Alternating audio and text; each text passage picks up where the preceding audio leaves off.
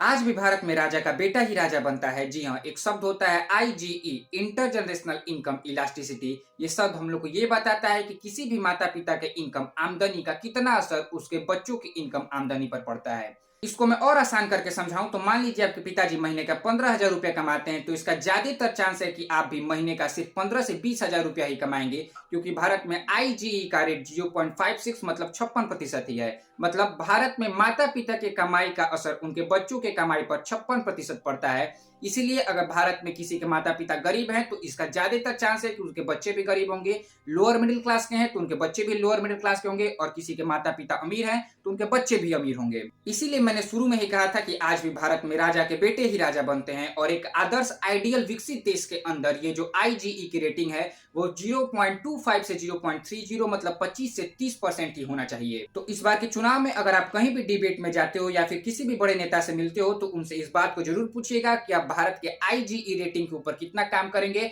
और इस IgE rating को कम करने के लिए आप क्या क्या कदम उठाएंगे। अगर वो इस शब्द को जानते होंगे तो इस पर जरूर राय देंगे, अगर नहीं जानते होंगे तो आपको धर्म और जाति के मामले में फिर से उलझा देंगे। लेकिन आप उनके बातों में मत आइएगा और चैनल को सब्सक्राइब करके रखिएगा, ताकि ऐसा कोई भी इंफॉर्मेशन और फैक्ट्स आपसे मिस ना हो पाए।